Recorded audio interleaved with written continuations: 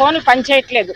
అలానే గంజాయి అక్రమ రవాణాకు పాల్పడుతున్న 7గురు గంజాయి ముఠాను తిరుపతి జిల్లా వరదయ్యపాలెం పోలీసులు పట్టుకున్నారు.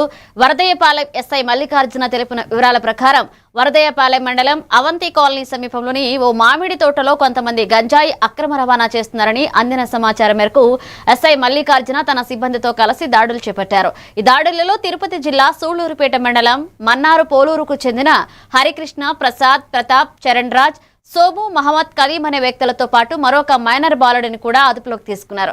మరొక 2 పరారీలో ఉన్నట్లుగా ఎస్ఐ తెలిపారు. వీరి నుంచి 4 కిలోల గంజాయి, 4 సెల్ ఫోన్లు, 2 ద్విచక్ర వాహనాలు స్వాధీనం చేసుకున్నారు. వీరిని అరెస్ట్ చేసి రిమాండ్ కు తరలిస్తున్నామని ఎస్ఐ వెల్లడించారు. భాగంగా గంజాయి తాగేవారి మీద, గంజాయి అమ్మేవారి మీద ఎక్కువగా దృష్టి పెట్టడం జరిగింది.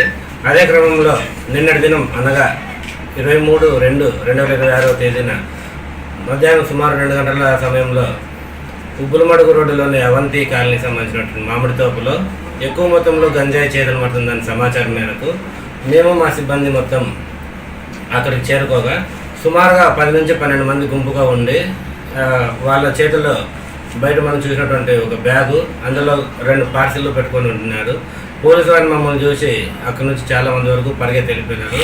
మేము మా సిబ్బంది పట్టుకున్న వారిలో 7 మంది మాకి అక్కడ దొరికినారు. ఆ 7 మంది మన్నార్ పోలూరు విలేజ్ సుల్లూరుపేటకి పట్టణానికి చెందిన వారిగా గుర్తించినాము. ఎవరైతే మనకు ప్రధాన ముద్దాయి దినేష్ ఉన్నాడో అతను పరారీలో ఉన్నాడు ప్రజెంట్. మిగతా దొరికిన వారందరూ మన్నార్ పోలూరు గ్రామానికి చెందిన వారిగా గుర్తించినాము. వాళ్ళ డేటా అంతా మీకు ప్రెస్ మీట్ ఇవ్వడం జరుగుతుంది. ప్రజలకు మీడియా ముఖంగా తెలియజేయడం ఏమనగా, మీ పరిసరాల్లో కానీ మీకు దగ్గరలో కానీ ఎవరైనా గంజాయి తాగేవారు కానీ గంజాయి అమ్మేవారు కానీ మీకు అగ్గుపడినట్లయితే మీరు తప్పక మాకు కాంటాక్ట్ చేసి సమాచారం ఇచ్చినట్లయితే మీ సమాచారాన్ని గోప్యంగా